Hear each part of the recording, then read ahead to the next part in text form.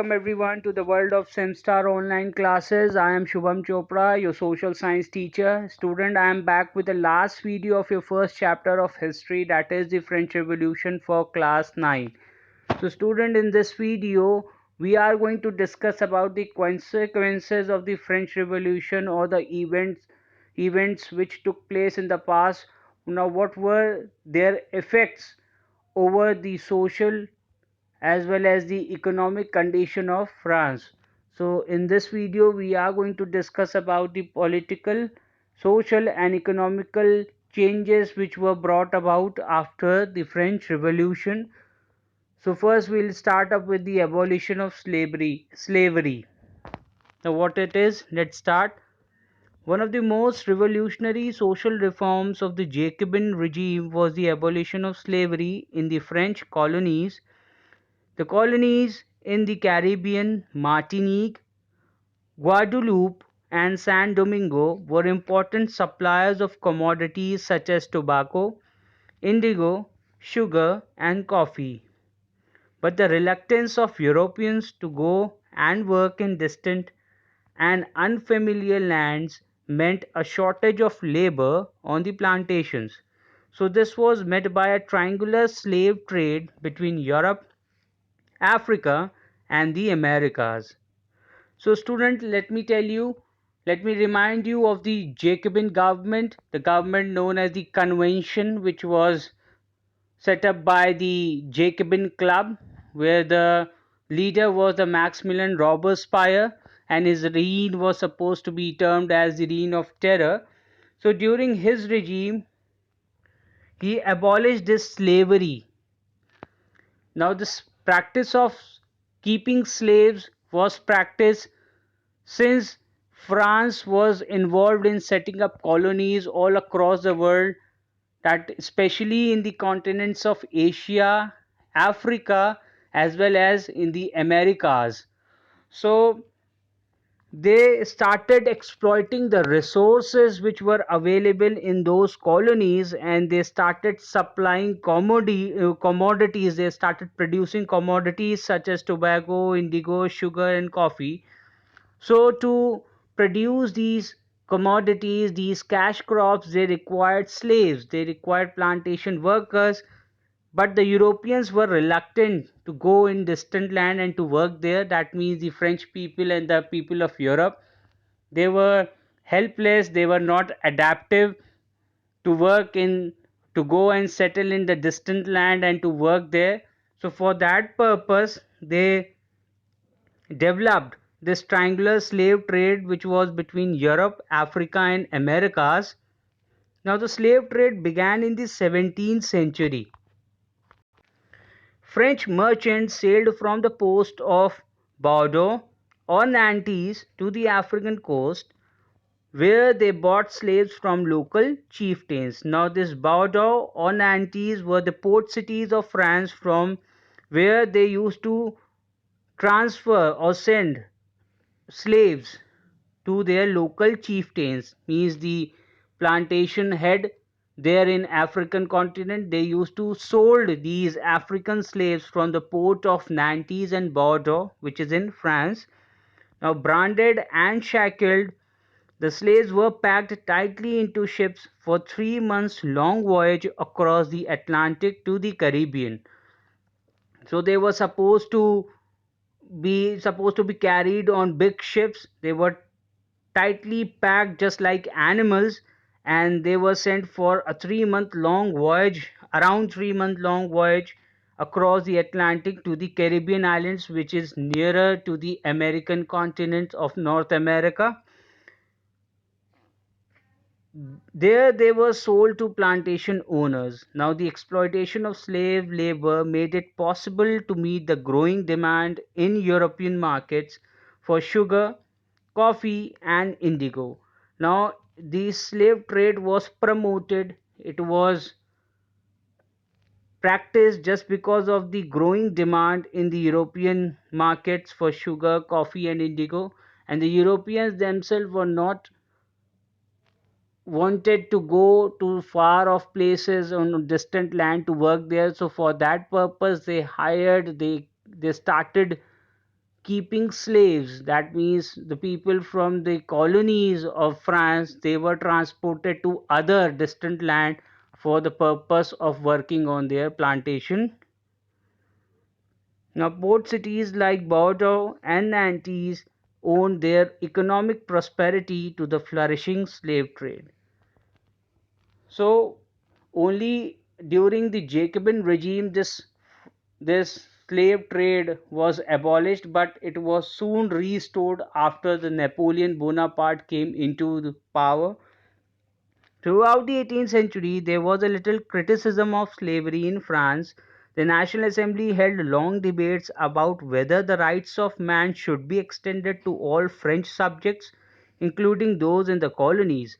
Now, this was supposed to be one of the most heated debates over this topic was supposed to be carried out in the National Assembly, that should the Declaration of Rights of Man and Citizen should get extended to French colonies as well. That means it should be applied on the people living in the French colonies, or uh, it should just remain in France only. It should confined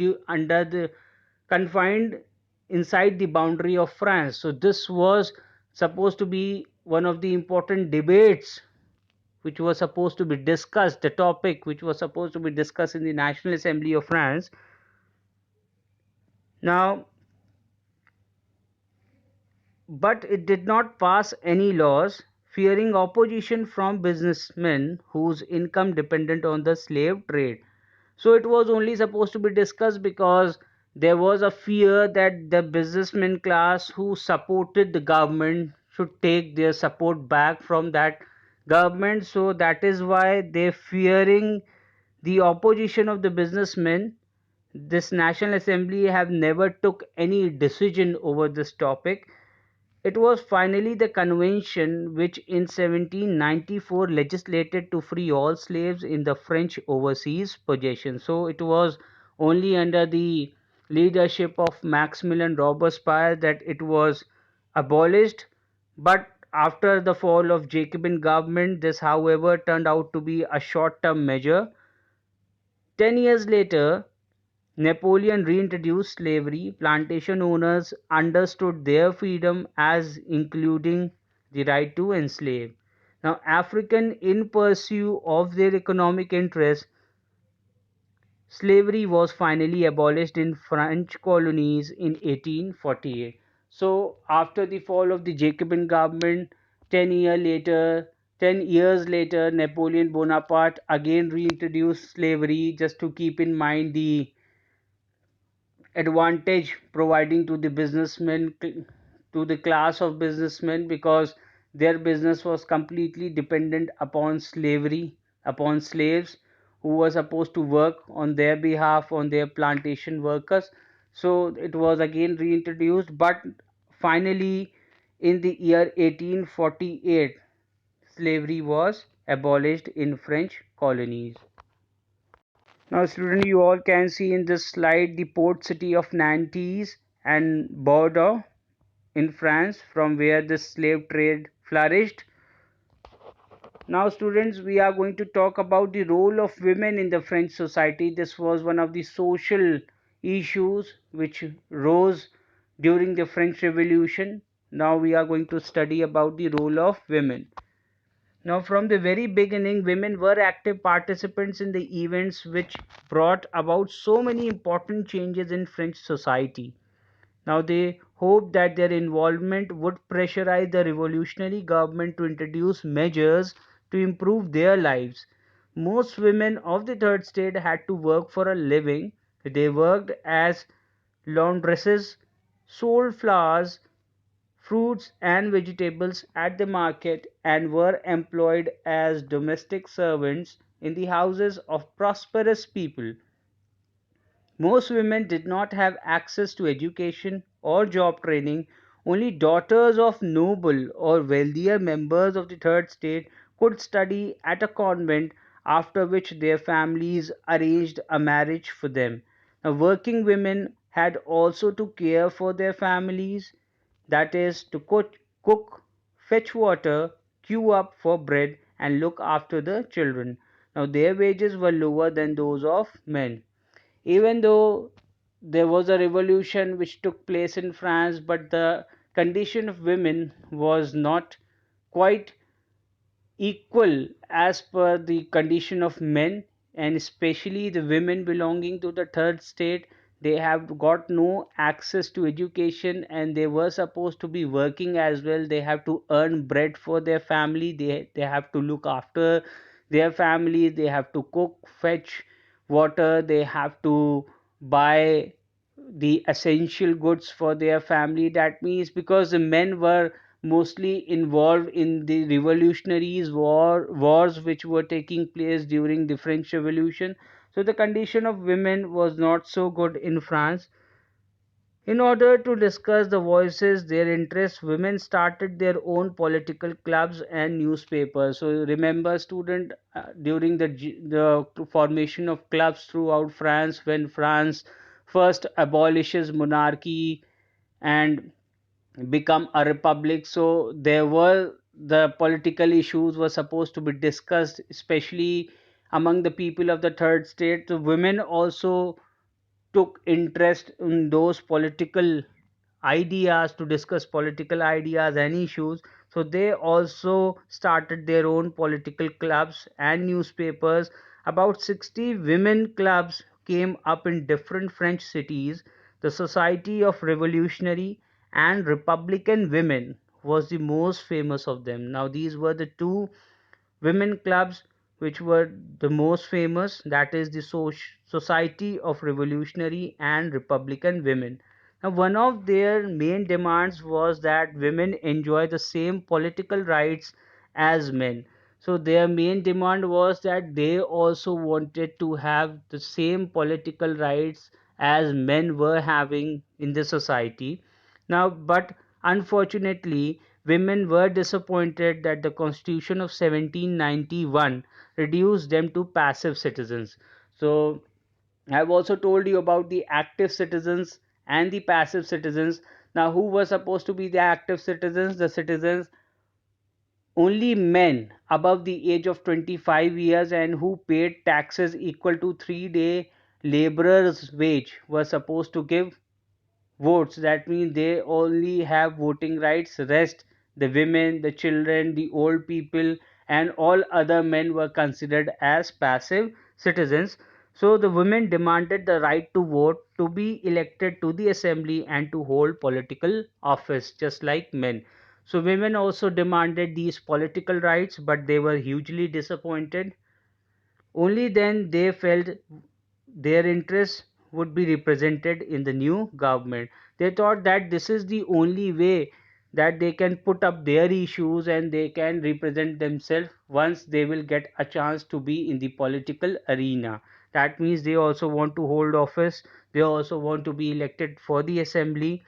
In the early years, the revolutionary government did introduce laws that helped improve the lives of women.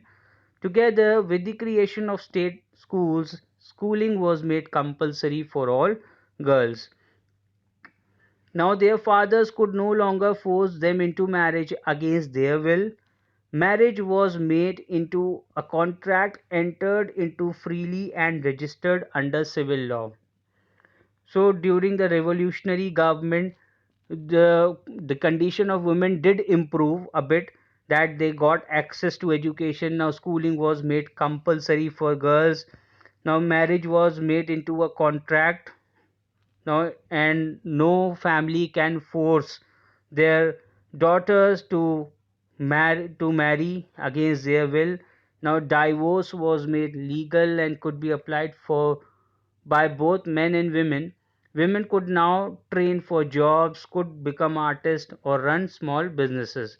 Now, women were getting somewhat a lot of freedom, economic freedom, societal freedom. Women's struggle for equal political rights, however, continued. During the Reign of Terror, the new government issued laws ordering enclosure of women clubs. So, surprisingly, even under the Jacobin government, there was pressure over women, and most of the women clubs were shut up. And banning their political activities means this government also banned the political activities of the women. Many prominent women were arrested and a number of them executed. Women's movement for voting rights and equal wages continued through the next 200 years in many countries of the world. The fight for the vote was carried out through an international suffrage movement. Now, these movements were carried out throughout the globe, means in different countries, in different parts of the world. Now, women were struggling to get voting rights for themselves, and this suffrage movement were carried out. Now, suffrage means right to vote. So, suffrages, these suffrage movements were carried out throughout the globe for the purpose demanding right to vote by the women all across the world. Now, the example of political activities of French women during the revolutionary years was kept alive as an inspiring memory. It was finally in 1946 that women in France won the right to vote. So, finally, after struggling for around 200 years, in the year 1946 that women finally got the right to vote in France. And let me tell you that New Zealand was the first country ever in the world to adopt universal adult franchise. That means it has given right to vote to women as well. And in India, since inception of democracy, we have adopted this universal adult franchise. That means every citizen, irrespective of its caste, color, creed, religion, gender, have the right to vote. That means a person has to be just above the age of 18 years. So, with this, students, we have completed this first chapter of history, that is the French Revolution. I'll be back with the second chapter of history. Till then, keep learning, keep watching.